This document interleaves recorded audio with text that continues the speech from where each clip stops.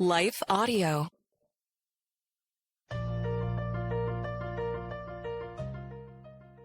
Welcome to But Jesus Drank Wine. And other stories that kept us stuck. I'm Mead. And I'm Christy. In this podcast, we'll explore the stories that kept us, stuck, wanting to drink and not wanting to drink, all at the same time. Join us as we show you that freedom from alcohol does not have to mean a life sentence of misery and missing out, but actually means living an authentic life full of peace, joy, and purpose. Welcome back to the But Jesus Drank Wine podcast. Mead here with you today to introduce you to today's very special guest. Our beloved community member, the beautiful Margie Simone, stopped by the podcast studio to share her freedom from alcohol story with us. And her story is especially for our gals who feel like they've been at this for a long time. I'm doing air quotes. We hear that so often. I've been at this for a long time. For our gals who may be wondering if real freedom is still possible. Maybe you've thought before, I'm too far in, I'm too set in my ways, I'm just too old or too stuck to get this. If that's you, friend, please lean into this conversation. At 62, Margie is living proof that it's never too late to change your story. She's been married for 39 years. She's the mom of 2 and grandma to 5, and she says she's been stubbornly releasing the glass for over 2 decades. She's completed 2 alcohol fasts with us in the BJDW community. She calls North Carolina home and has poured 22 years into student ministry. But one of the first things I notice about Margie, and I think you will hear right away, is her beautiful heart for the Lord. It is so apparent that she knows the real Jesus, and her heart for him is so inspiring. Watching Margie pursue freedom and truly find it has been just such an honor and a joy for all of us in the community. Her story is one of those hard-fought hallelujah kinds that I think will really be relatable to so many. So without further ado, I present to you our beautiful friend and dear sister, Margie Simone. Hello, friends. Good morning. Hey. Happy Monday. Welcome back to BJDW. We have one of the most... Oh, Margie, I just love you so much. I really do. I adore you. I'm already crying. We haven't even started talking yet. I know. We love you so much, Margie. We're so glad you're here. Thank you. I'm glad to be here. Margie is one of our beloved community members. We met Margie last year when she joined us in the community, and watching her Exodus story unfold, her alcohol Exodus story unfold. Christy, this is where it never gets old. And I don't care how many times I say this because it's so true.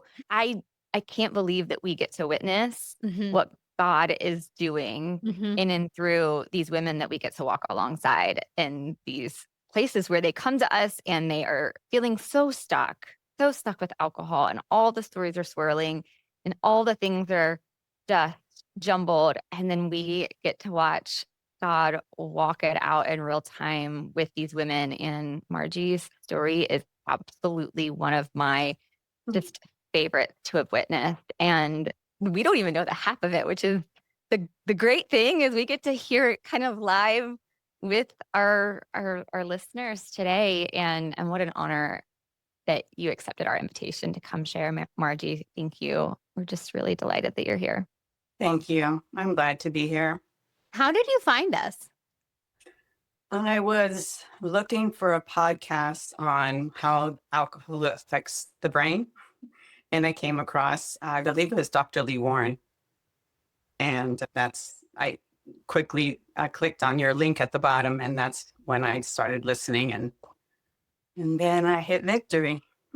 Yeah, you did. Yeah, I did. You should see my list. And then BJDW. Yeah, it is my story.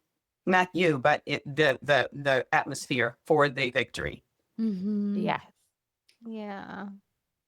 So why don't you take us back to what life looked like for you before we got to meet you, where we got to get to know you? Well, I'll take you back to my relationship with alcohol started in, Mhm. I would say I was about 15 years old. I remembered I loved hanging out with my brother. He was the coolest kid ever. And I just loved being around him. And he always had Southern Comfort under his car seat. And I would take little sips and I loved the way it warmed my tummy. And I loved hanging out with him. And he would take me to his girlfriend's house. And my first experience drinking was one of our trips to visit his girlfriend. He bought a 6 pack and I drank beer with him on the way home, driving home. Yes. I remember waking up in the driveway, sleeping. He had a Volkswagen van, and I was on one of those bench seats. And that was my first memory of actually drinking. And then through high school, I drank plenty to go to clubs. You know, you got to drink to dance. You got to drink to go on dates. You got to, and that's my thinking. That's how I was thinking. I needed a drink to do all these things. And then I got a job at a salon. I was in cosmetology school. Right after cosmetology school, I went to work at the first salon. And in this salon, there was lots of drugs and stuff in my environment. And I wasn't uncomfortable around it. I actually had that in my backyard. But I started using with those people at work, and I got caught up in that for about 3 years. I would say that was probably my darkest time with using substance to be someone I'm not. I always knew that I was using it to become someone that I knew in my heart I wasn't. I wanted to belong. They were older people and they were super cool. I just wanted to do what they were doing, so I did it. And that lasted about 3 years. And then I met my husband and I settled down. And then I met my husband and I settled down. And we met at a bar actually, and our habits were drinking every night, pretty much a couple drinks before dinner, the usual. That's where it set in, the habitual drinking and occasional drugs. Honestly, I don't want to leave that out because it's true. We got married. I had kids. I quit the drugs. I stopped, but the drinking kept going. I drank. We did go to church occasionally, my husband and I, and every time we'd leave church and we talk about, because it was, of course, going to be on a Sunday, hungover. That's a given. I'm sorry, but it was. We always said, "Gosh, we need to keep doing this." We always knew God was good for us. We had that in common. We had kids. We started having build our family about, I was 24, I had my son, and I stopped drinking for those 9 months. I did. But I do remember that when I was nursing him, I heard, because, we hold on to any possibility that we could drink something, that beer, the malt in it or the hops was good for lactating. So I made sure I had a beer during nursing. That I remembered in my journey in my story, when I would drink and when not. So from that age, I would say of 23, 20 till I had my son, I drank and I'm sorry. I did not drink during the pregnancy. I picked up drinking right after that. And then I did not drink again when I was pregnant with my daughter. Those are the two times I did not drink, but mostly drinking all the time. It was a habit. It was something we just did every night. We got along great. My husband and I were a great team. We just loved being together. We loved drinking together. We would get drunk together and it would all be fun and good and, nothing. We just enjoyed it. My kids start getting older and I start wanting to get to church and start doing the right thing with my kids. Now we do. We go to church. Again, church is so good for us. This just fits my heart so much. I just loved it. I got a job at our church day pre-K. My daughter went to church. I went to church. We did lesson plans. I started to really get a lot of God information in me while working at that church. And I remember we moved to the house where we raised our kids in middle school and high school. And that's where we had the neighbors and we used to hang out front where they called that mommy wine time, except I actually had the bench in front of my house and it was called the therapy bench. And it was vodka and drinks. And I really didn't drink wine until later when I was trying to to control the kind of alcohol, because I was drinking vodka a lot and rum and cokes. And I knew it was kind of strong on my body. So I thought, let me switch to wine. I switched to wine and then I got to where I can drink a whole bottle of wine. I mean, the big one, not the little one. maybe a glass left. Oh, I just had so many heads up that I was getting out of control. All the while loving my God with all my heart, all the while.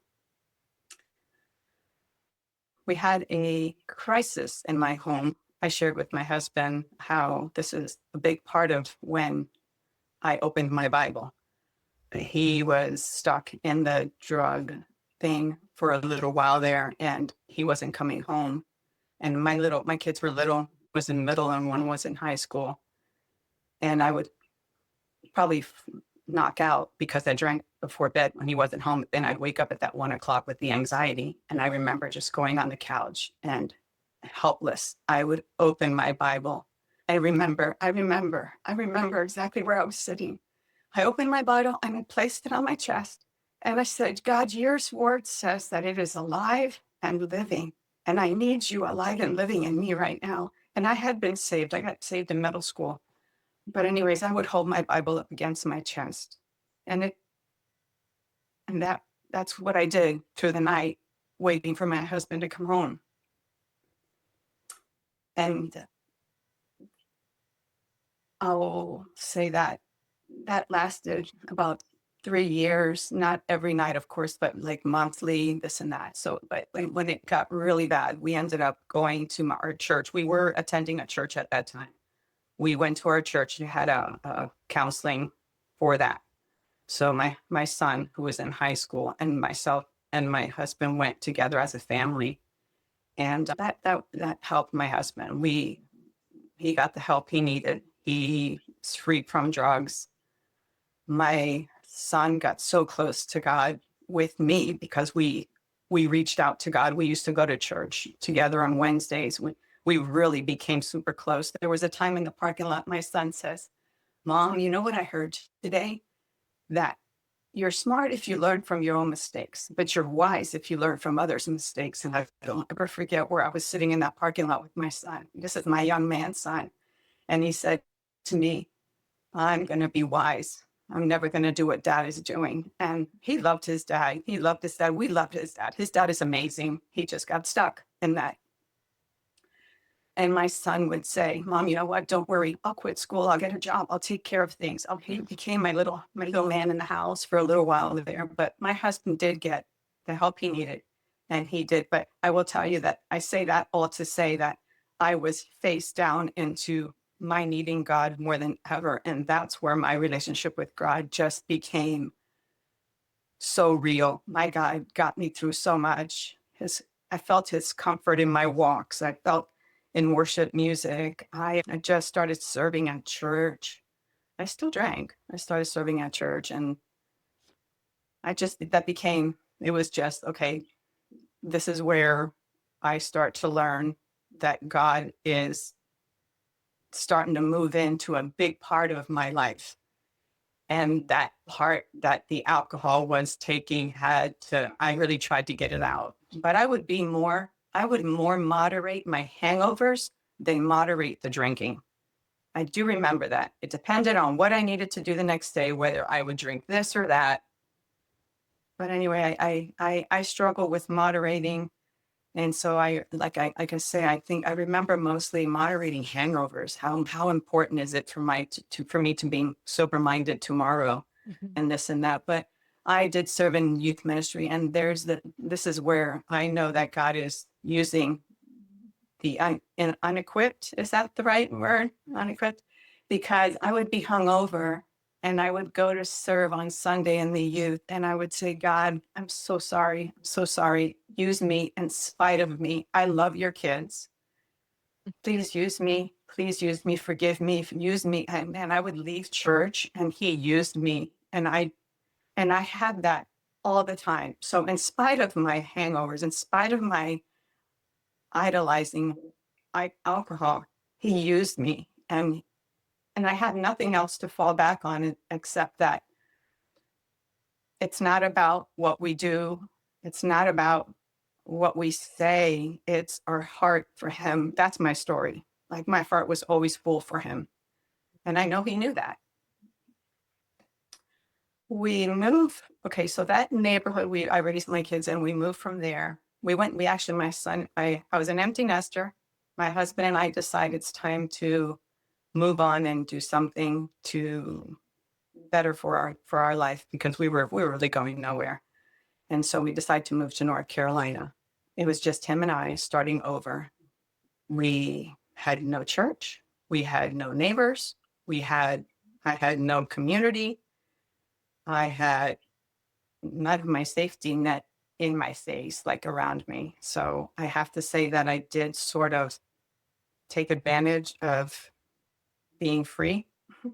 And I wasn't connected. I did that for a year. And then we found our church. We finally found our church. We're sitting in church and I'm watching this, they're recapping summer camp, and it's the youth, and my heart just starts beating. My joy in my heart just starts happening again. And I left church and I said to my husband, I have to get back in serving. I need to be connected. So I started serving there. But I did say to myself that I wasn't going to serve until I can get a hold of this alcohol. I don't want to do the same thing I did before. I need to really work on this. I sort of had to choose. I actually told myself, Margie, it's you serve only if you're going to let go of the alcohol, but don't serve trying to keep it, because you know how that, like, I don't know what I told myself. I just remember that serving meant no drinking. I remember that. But that's not so easy. We know that, right? I I I started looking for podcasts. I went to AA with one of the ladies at church. That wasn't my thing, because I needed to say my God's name over every sentence. I needed to praise my God in all of it. And then I tried to celebrate recovery. That didn't work for me. I did join a couple apps, but reframe really good information on how science and the alcohol works on the brain. Great information. And then the Naked Mind app, I did all those 30-day challenges, did them. The good thing, I mean, my first fast I ever remember was a Daniel fast. I did a Daniel fast, my first fast, and I remember thinking how close I felt with God. And that's where I got a glimpse of my life without alcohol. Every time I did a fast, I saw my life without alcohol, and my nothing between God and I was my favorite part. Besides, I always lost weight. But my favorite part was I did fasting for weights first. And then, how that, I'm just being honest. I remember doing fasting thinking, yeah, I'm getting a little bloated, time for a fast. Yeah. But what I found out with God is that that's where I belong with him. I'm not drinking. I'm with, like, nothing between us. And then, so anyway, yes, I did the fastings. I did several, many, many. So I can tell you that I tried to stop drinking in my 40s. And my 50th birthday present to myself was that I was going to be sober, and I'm gifting myself alcohol free. I sent a letter out in 2015, 2016 to all my people. I literally sent this email out and I have it saved.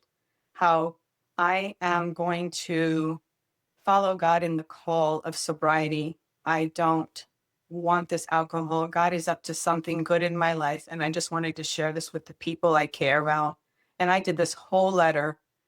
And before I sent it, I said, I'm scared to send this, but I'm sending it. I thought that would be the that's it day. That was in 2017. So at my 40th, I thought that would be, the day. And then 50th, that was my gift. That didn't happen. Now in my 60s, the last 3 years was the apps were now available to me. So I was able to listen to the apps, like the stories. And that's when I found your community. And there I just landed. I landed where I needed to be, surrounded by everything I believed. There was no, I just remember that I felt like I was on my way, because everything around me is all I ever needed to quit, is all God stuff.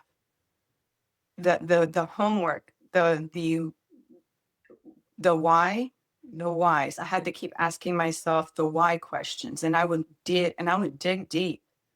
And then the truth is that truth. And I tell you, between the why and is what's true about that. And I go back around and just such good work, because I knew one thing. If I did not leave the alcohol while being on this community, I don't I don't know that anything else, because for me, accountability, it was almost like accountability to God's people. I can't play the game like at the other with the other podcasts where they wouldn't. Conviction isn't, they just don't get it. You have to know God's word. I couldn't play around with that here. And this one, I just couldn't. For me, I was dead straight in the face of God every single day. Once I joined the community, I felt like I was face to face with God. There is no gray area. It is everything I've known. I've got a container full of Bible studies. Yes, I've done the Freedom one with Beth Moore. I've got the studies, girls. I've got the apps. I've got the podcast. Nothing worked for me. What only worked is to have the truth of God. And my question to myself towards the end was, when I really felt myself getting to that freedom place, was I would ask myself the whys and what's true. And I remember the verse that, which one it is, no temptation has overtaken you, but which is common to man. And I started the homework of, I prayed, God, remove this desire from me. He removed the desire. Help me have sex without it. He helped me have sex without it. Everything I ever prayed for was handed to me. When I surrendered alcohol, he gave me everything. He replaced the reason for my drinking with every single time. So I got to a point where I started logging all the fingerprints of God in my letting go of alcohol. If I had temptation, I would watch and see, like, what am I hearing about God? And then I would hear what I call you, the BJDW worm in my ear. What's true about that? But, it's just that the whole thing is so good. What is true? All that is true with God. There's only one way out. And what does God say? And that's my truth.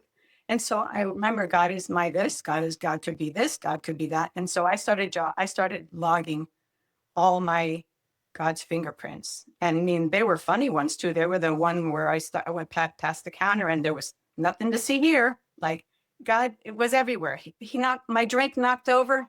That was, even if I took it as a way out or I didn't take it as a way out, because I did have ways out.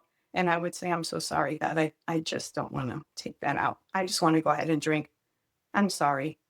And so the next day I would log, I would think, I don't like to write, but I do sit with God a lot. And I would say, I saw that, God. I'm sorry. You were there for me. Again, he was there for me, whether it was the spilled drink, or my granddaughter runs in and says, Gaga, can you come outside? I want to show you something. I mean, he was everywhere. When I pray for him to help me, he was there. And I started to log it. Once I started logging, and I see his fingerprints through every single time that I needed him to help me during temptation, I had nothing left. I was at the bottom of, where do I go from here? I go nowhere but to victory in alcohol freedom. And yeah, there was lots. It took a while. It wasn't just like that. It wasn't one fast. It's taken me a while. I have done two fasts with this community. And I did drink through most of them, because, growth points, you got to use them, right? Or you lose them. No. No. Anyways, I got to where there is nothing to see here, and there's no more experimenting. What can alcohol do for me anymore? It has nothing but steal. It does nothing for me. It steals. Oh, it's just stolen enough many days. But I am redeemed. I have overflowing what I deserve. I am good. I'm so happy. I'm so thankful. But yes, this community, that's the difference, is when the power of God and his truth surrounds your desire to let it go. If you ask God to remove this, if you're asking him, please look for him, because you will find that he is there for you. I mean, like I said no thank you a few times, quite a few times. But towards the end, I just realized I am just playing myself around in circles here. Like, that's enough already, Margie. That's enough. That's enough. And then one of my last ones, I remember I think I did. I looked at myself in the mirror and I just gave myself an ugly talking to, because I knew that I was just playing with it. I knew that I was free. I just want to play with it some more. And I look at myself in the mirror. I said, you're just playing with God, aren't you? You know, he gives you everything. Oh my God, it was horrible, but it was beautiful, because I think that was my last day. Yeah. And so I haven't been a long time, but I've never felt this solid in my life. I tried to play around in my head the other day. What do I feel like to drink now? Maybe, it's like there's something in my throat that just shuts off. It just, it's like gasoline. I'm finally there. My daughter said the other day, Mom, I never thought I'd see the day. I've been sharing with my kids for years, for years. I'm going to quit. No, I'm not drinking today. I'm done. I think I need to. And my daughter, you don't even share it with them anymore when you haven't done what you said you were going to do in the last 25 years. But I get to finish well with them. I've got grandkids and my kids still in my person, still close enough to be redeemed and be so thankful, and let them see the godly mom I always really, really was trying to be, but was stuck with alcohol. Alcohol, just what a depressant. I was even given medicine. I was even given something for my anxiety, and I tried it and didn't like it, but I would just go running, worship music, and God. And that's what worked for me. And then at night I would drink, but still, I remember just trying to find a balance there.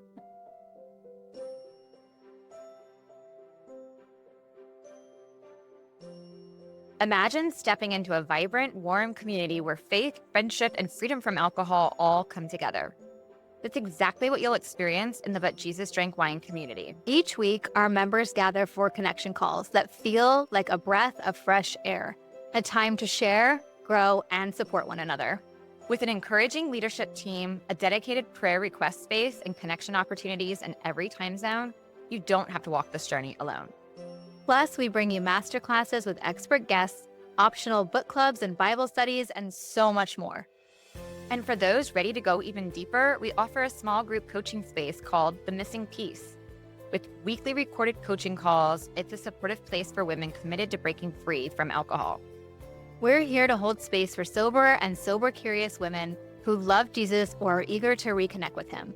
Wherever you are on your path, you'll feel seen, supported, and strengthened here. As one member described, quote, the BJDW community is unique because there's a connection between faith and freedom from alcohol that I haven't been able to find in any other online space or through my church. Ready to join the sisterhood? Head over to butjesusdrankwine.com/the community or click the link in the show notes to learn more. We can't wait to meet you. Margie, it's so beautiful, your whole story, all of it, even the hard pieces. I mean, I'm just in awe of how God takes our messy and turns it into just the most beautiful masterpiece. And that is so evident in your story. And I'm remembering, meaning you say being in the community was so powerful for you. And I remember encountering you as someone who does have such a heart for God. So when you were stuck, and when that has never changed, your heart for God has always been. And I love that you recognize that and you see that as like a thread throughout your story. Your heart has always been for God. And I just like your yeah, I think that is just, I admire that. I'm inspired by that. It's so beautiful. Yeah, what I received from him has always been my reason for knowing that alcohol didn't fit. It's always been about him.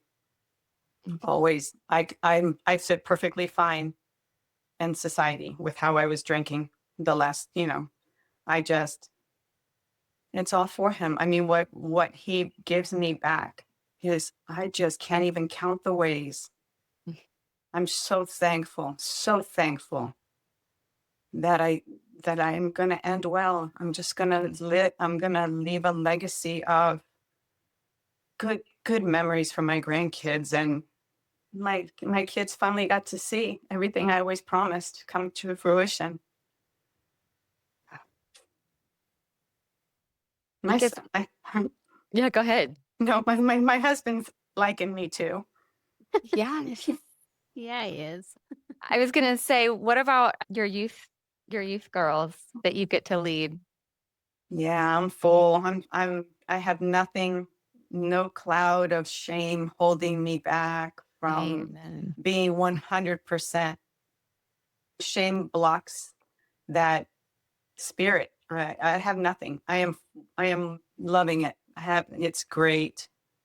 I haven't shared my story with them yet. In time. You might have just done it. Yeah, I'm serving fully open now. I just signed up for we're going away, and it's weekend, Friday, Saturday. I would have never done that before. I would have said, no, my other leader can go for me. There are so many things. I'm living fully. I'm staying up. I'm going out at night. I'm driving in the evening. I'm the designated driver. Oh, life is, it's, I'm alive. I don't know how else to say it. I'm so happy. My heart is so full. I go to bed at night, and I love that I talk to God about how my day went. I wake up in the morning and I sit in the dark and I thank him for my new life. I mean, I just don't know where else to go but be gratitude of ditching that alcohol that stole my brain. Mm. It just stole my youth, a lot of my youth. I didn't get a chance to Yeah. learn to cope without alcohol because I learned so young to use it for stuff, Mhm. But my brain is not damaged. I learned that. I thought I was done. I thought all that forgetfulness that I was starting to experience was permanent damage. And thank God for that not being the case. That was just a story. It's just a story. And the neuroplasticity is alive and well. Yeah, it is. Well, One of the things that I have just absolutely adored is watching you also come alongside so many women in our community and encourage them, even after you have found freedom, showing up and just giving all of your love and support and perspective to the women in the community and the fasts and everything. And when you were just talking about how you prayed for this desire to be removed, right? We hear that all the time of like, I prayed, and he hasn't done it. And so, what would you say to the woman who has said that prayer and isn't seeing him yet? Isn't seeing the fingerprints yet? What would you say to her? I would say be still and just wait for it. Never run away from God. Just keep coming back. Mm-hmm. I heard I didn't hear it. It came to mind the other day about running away. I don't know if I'm going to take us off course or not, but it was really good because I remember the hardest part of this not drinking was when I did drink, getting up the next day to come to the community to a call. Or that was the hardest part, was getting up and getting on that call and sharing my fall. Mm. And I was walking and I remember, like, what are the hardest parts of letting go, and what really worked here? And it was the getting up and getting on the call, sharing it either through the the community or being on the call and not isolating. Do not retreat. And I was thinking on my walk the other day how if I would have not been vulnerable and put every single Yep. fall online with these women, Yep. that I would be separating myself from victory. And I had this vision when I was walking that when Jesus was on the cross and he carried our sin, that was painful. But the most painful part was his separation from God. And I was thinking, separation from God was at the cross also. So we dare not separate ourselves from God. You know, separation from God was taken. So it's never feel you need to be separated from God. I had that revelation the other day and I'm like, wow, separation is part of what was taken to the cross. We don't need to be afraid to come before God when we fall. I thank him for all kinds of things. That was one of my thoughts the other day because Jesus did suffer the separation as much as he suffered carrying our sin. And then I thought, and separation is the one thing that keeps us from victory in alcohol free because we feel shame. We feel embarrassed. We're not ready yet. We'll never make it. All that is a lie. That's part of the enemy. And that's part of what Jesus put on the cross for us. So please, I would say just keep coming. Keep coming back. Yeah. And keep looking for those fingerprints. You might not see them because you didn't look very hard. Because he promises he will have a way out. Now the desire part, I don't know. A lot of times I didn't have the desire, but I still forced the desire. Yeah. I mean, I forced desire a lot. I'm glad you mentioned the vulnerability piece because if I think about from my seat, like what were the things that helped you so much or seemed to be like, yes, like this is how it's done. One of the things is how willing you were to be vulnerable, how generous you were in sharing from a place of vulnerability with us as coaches, with the community, with like you. That is something, and I'm glad you mentioned how hard it was, how hard it is to do that, because I think that is something that I think that's a big thing. I know that's something that kept me really stuck for a long time before I found freedom from alcohol is like I couldn't even dream of being vulnerable before just to myself, even to be honest with myself, much less other people, much less before God. And that's something that I just really think is so pivotal for you and your journey, your willingness to do that. And this is where I think it goes back to too, like we can start this journey and be like, I want to get rid of alcohol. I want that to be away. But you and the way that we do it here, it's like, yes, we're not just getting rid of what's not working. It's what are we clinging to instead? And you, in your clinging to God, your heart for God, keeping your heart open and turned to him, surely that had to have helped with the vulnerability and making those choices to like, to your point, to see when he was giving you an out. Because that, I mean, like the word says, 1 Corinthians, I think it's 10:13 says he will give you a way out. And how many times do we miss those ways out or do we not want to see those ways out? But because your heart and your eyes were on God, I think that it's just, to me, it's just beautiful and it's inspiring. And I love that about your story, that it highlights that. I think it was hard sometimes, mostly because I had just shared a pop. You know, you share you share great moments. There you go. Yep. But God helped me pull myself up. He knew victory was coming. He knew it. I can't look anywhere else except he put that in me. I tell you, girls, I had nowhere else. I'm done. I was done. I knew it had to be with my people that this was going to happen. And I shared with women at church too, my Bible study around the same time or before, right before. So I started to share. and with my godly army, with the army that prays. Yes. And then it happens. Yeah. Yeah. So good. Yeah, I mean, when you were just talking, I was just thinking, it's the change in that desire of actually wanting to see his fingerprints, right? And I think that until that desire changes of like wanting to see him and being willing to see him, because I just think of I didn't want to see him. I just wanted to keep Yeah. drinking, right? Yeah. And so I don't know. Yeah. And So I don't know that, where I was going with that. yeah, no, but that's Mm-hmm. you. You don't. Like I said, I would not take the out, but the next day Yeah. I saw the out, and it was me who decided. And I would say, and I'm sorry, I saw it. Yeah.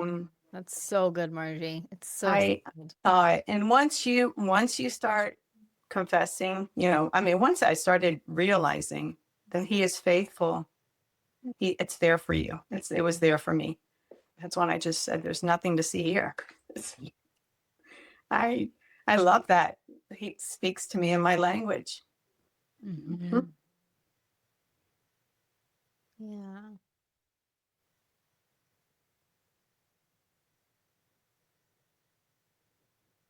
We love you so much.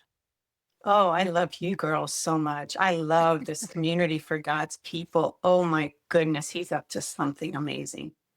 We need this so much. We are trying to juggle. I don't know. For me, I try to keep this idol in my pocket. And it was good to know that other women openly were sharing that they also, I know when you know that it's a struggle, when you know that it's something you don't want to do, but you do, and it's all because of God that you don't want to do it, not for any other reason. Mhm. Um, I think you also hit on something that I remember back, it was like 2016, 2017, before I even was willing to look at how alcohol was just largely taking up so much space in my life. A couple of girlfriends and I were talking about how hard it is to ask God, how hard it is to ask Him like what He wants us to know, what Yes. He wants us to Yes. do. And I mean, I remember what I was wearing, where I was standing. I remember exactly where I was when we had this conversation. I don't remember who started the conversation, but I remember being like, yes, hard relate, because if I ask God, if I look for Him in the temptation and I know His word says there will be an out for me, means I have to actually take that out if Yeah. I see it. Or if I ask Him what He wants me to know and He tells me, hey, Mead, alcohol is taking up way too much space in your life. Let's do this differently. Or He says, hey, get rid of the booze. Like, there's so much more. If I ask those questions, what might He actually say in response? And then I might have to do something about it. But what I didn't realize in my naivety and my immaturity then is that, like, if He's asking me to do it, He's not asking me to do it by myself as if it's up to me. Yeah. He's saying, hey, take my hand. We'll do this together. I heard the story of, you need to do this, and there's the finger pointing, and which brings the shame and the blame, and then going like, I don't know how I'm going to do this. And so what I've learned is that it's actually, no, hey, take my hand, we're going to do this together, and I'm going to lead you through it, and I'm not going to leave your side at all. I think that was such a big learning for me that I thankfully got to before I even found freedom from alcohol. But I just think of the women who it is so hard to ask God and to look for those outs.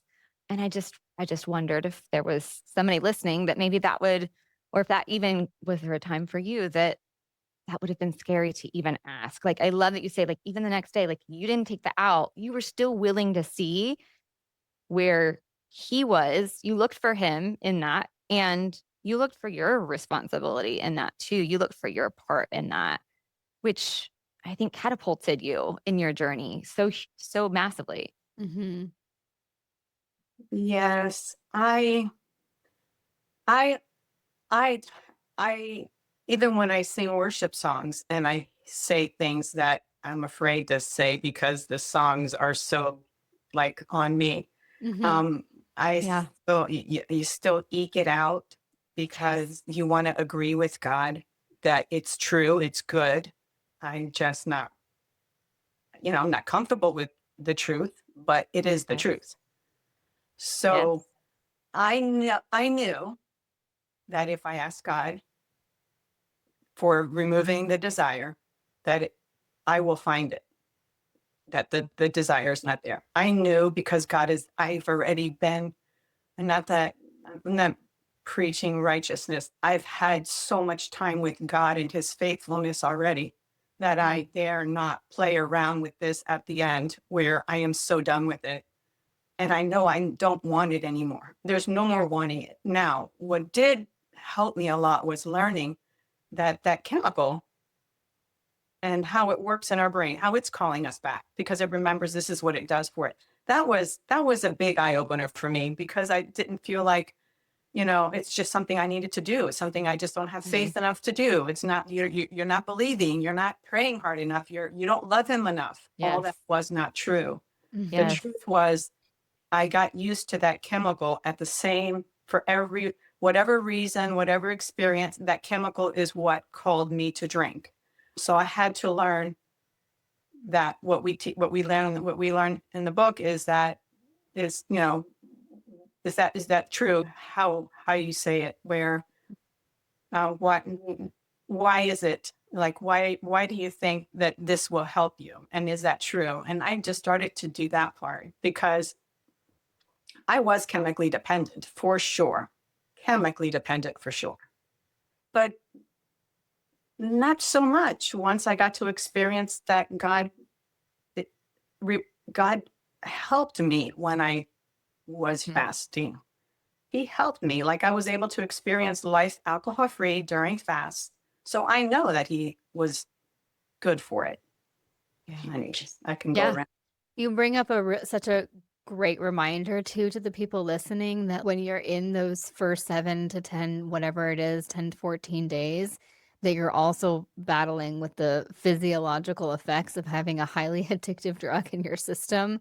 And once you can kind of clear that preliminary hurdle, it's just you can get to a place where you're able to actually start taking thoughts captive and figure out what's true or not. As you were talking, I was remembering, oh, you guys, I'm tired. So Mead knows when I'm tired, I cry a little even more than normal. But I went to a women's retreat and there was this song, and I'm not going to sing because I can't sing, but the lyrics are, I sought the Lord and he heard and he answered me. You guys probably know this one, right? I think I put this in the I sought the Lord. yeah, and he heard I won't do and it. he answered me. I I sought got the Lord and scared. he heard and he answered me. That's why I trust him. That's why I trust him. And the gal that was leading the worship said she went through a really hard time and she said, I couldn't sing the words in church because I couldn't sing that that I trusted him because I didn't trust him. And so she said that song just kept coming on and coming on. And she just kept singing, I'll seek the Lord and he'll hear and he will Mm, answer me. And so when yeah. you were just talking about being in worship and just like squeaking out the lyrics, right? It's that Yep. idea of just, even if you don't feel like it's true, because shout out to our bestie, Dr. Lee Warren, feelings aren't facts. Even if you feel like it's not true, that it is, right? And so you kept on trying for years. And he did. He delivered you. He gave you the freedom that you were looking for. And just love it. Just love it. And I'm having one of those moments of,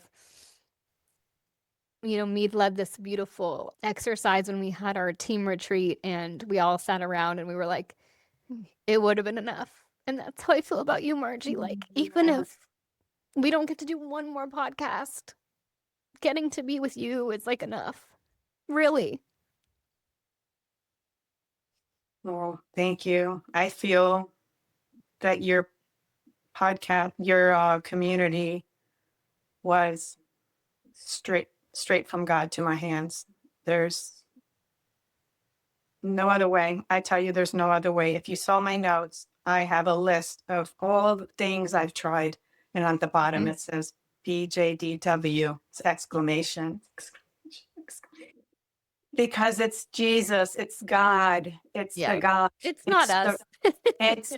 it's the God in this community calling us to better. Alcohol steals our better. He steals our better. Yep. Not, and it's a process. I'm definitely understand that, and I'm thankful that I get to celebrate, that for my life right now. So good. Praise God, Yeah. from whom all blessings flow. Mm-hmm. Girl, I was singing while I was sick. So singing through my house before this because I was getting nervous, and I'm like, I'm ready, y'all. So I can't watch. And I started singing. The song that came to mind is the song that I used to walk out on my patio many years ago. My son taught me it in his preschool. And it's, I love you, Lord, and I lift my voice to worship you, all my soul. Oh my Yeah. God. I was like, oh, and then I started adding. I'm sorry. I love you, Lord, and I lift my voice to worship you, all my soul. Oh, rejoice, my key, and what you hear. May it be a sweet, sweet sound in your ear. And then I just started adding, but I started walking around my house singing that, and it was so wonderful. I love worship music. Worship calms me. Me too. Yeah. Worship music was pivotal for me in the beginning of my journey as well. Yeah. Like, and to your point, Christy, even if, to your beautiful point there, like, even if and there's that opportunity to say, okay, God, like, it's that vulnerability. I don't fully trust. Even having a conversation with God that is like, I don't even fully trust you. He can work with that. Trust. Yeah. He can Yeah. he can work with that. And so if we are, attuning ourselves and seeking him, attuning our hearts to him, you so beautifully have displayed, Margie. That's what it's all about. Mm-hmm. Yeah, what comes to mind in the trusting part, it's almost like you have to surrender your adult brain into like a child's brain Mm-hmm. to trust the thing that you Mhm. just don't know how to trust, but like a child trusts without having any Yep. experience. I think that was pivotal for me too. Like on my bad days, I would curl up and cry, but in my curl, he was over me. Mm-hmm. Like I was always in his arms when I cried. Like I picture him. Like I was a child a lot of times in those moments that I just needed help. Mm-hmm. So I think the trust has to do with Yeah. try to be a child when you can't trust. Just be a child in it. Try to think of it from a child's point of view that has no, you know, I don't know, negative or old life Yeah. experiences to block the truth. Yep. They don't have that built-in self-protection yet that we do from past experiences that have taught us that we need to protect ourselves, so to Think speak. Yeah.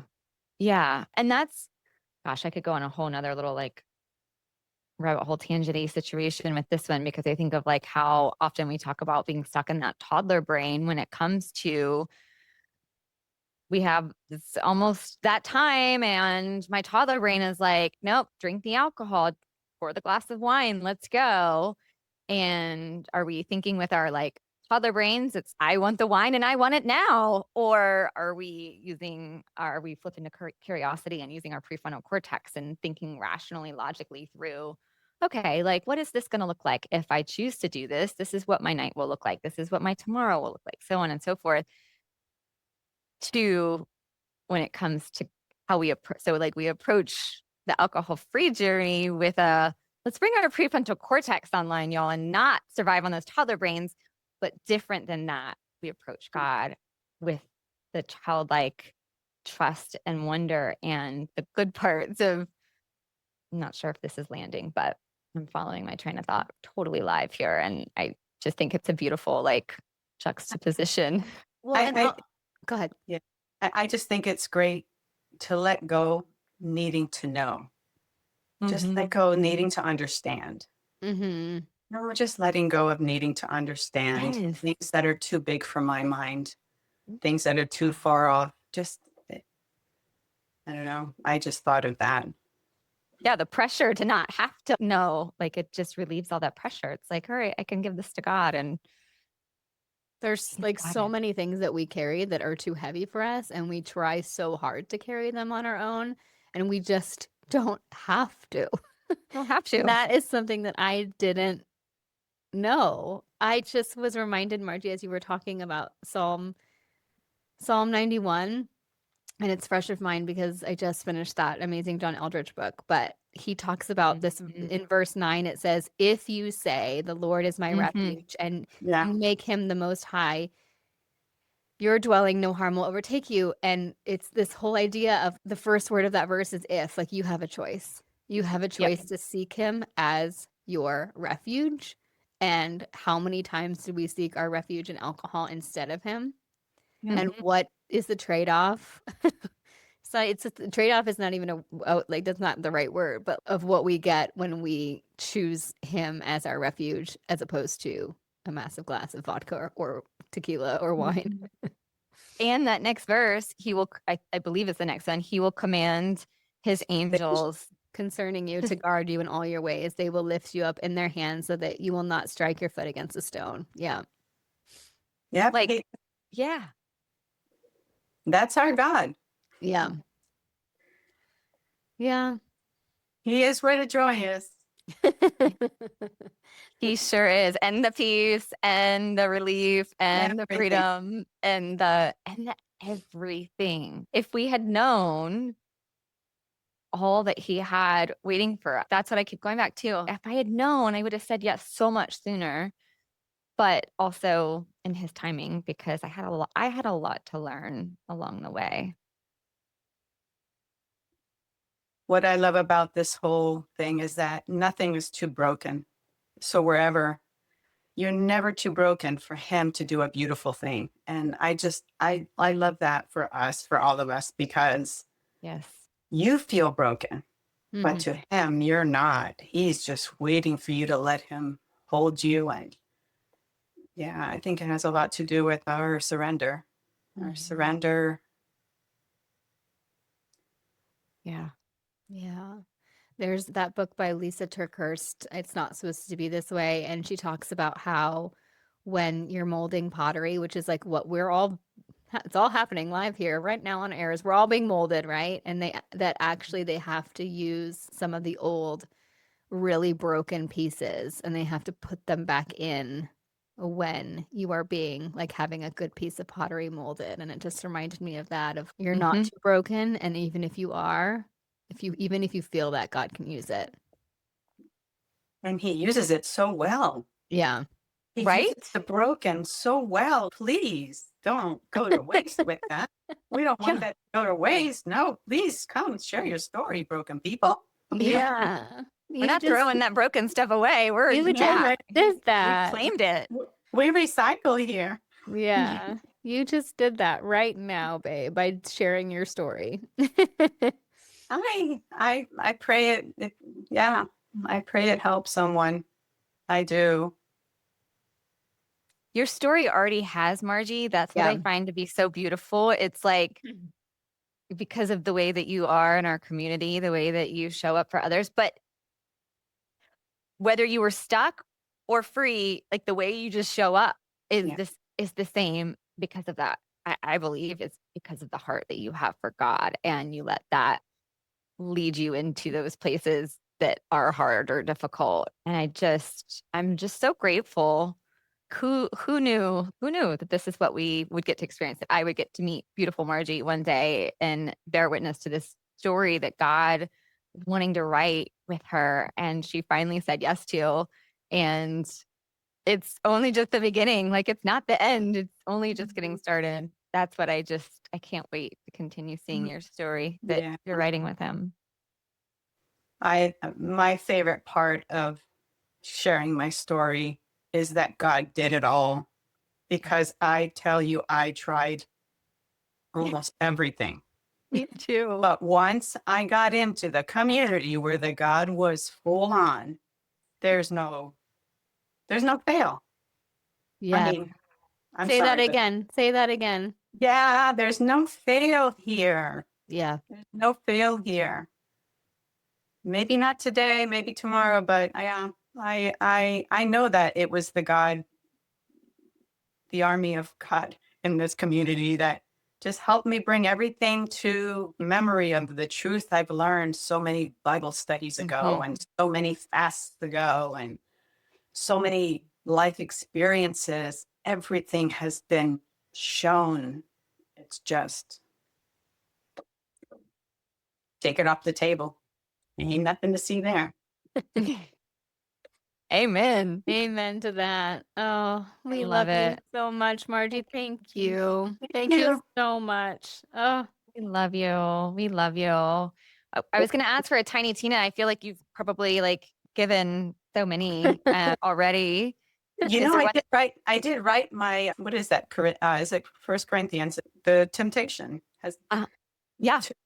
to, if you're praying for God to help you in temptation, look for his fingerprints. And Yeah. that's what I was thinking. oh, Look, so good. look for his fingerprints. But even if you say no, remember them, because the next day, just go back to him and thank him for that. Thank him that he was faithful. Thank him. He is always faithful, always, forever and forever. Amen. Amen. Amen. Amen. Amen. Yes. So good. Thank you, friend. We love you so Thank much. you. Love you guys more. Mm. You helped this old lady. You're not old. You're just getting started. All right, ladies, thank you for listening. We love you so much. If you want to come hang out with Margie, there's a link to join us in the show notes. We will see you next Monday. Bye, y'all. Why did I say y'all? Bye. Been around me Wait, too what? long. Every once in a while. I love Bye. it. Bye, I gals. love it. Bye. Bye, y'all. Before we go, if you're craving real connection and want to talk more about what we've shared today, come join us in the BJDW community. It's where these conversations continue, and we'd love to welcome you in.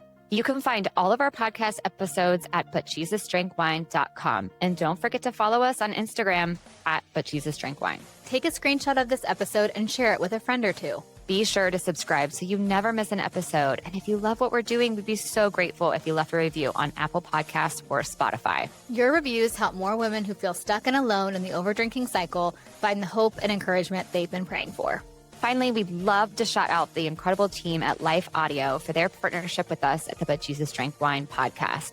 We invite you, dear listener, to visit lifeaudio.com, where you will find dozens of other faith-centered podcasts in the Life Audio network. Shows about prayer, Bible study, Christian parenting, and more. Thanks, friend. We appreciate you so much, and we'll see you next week.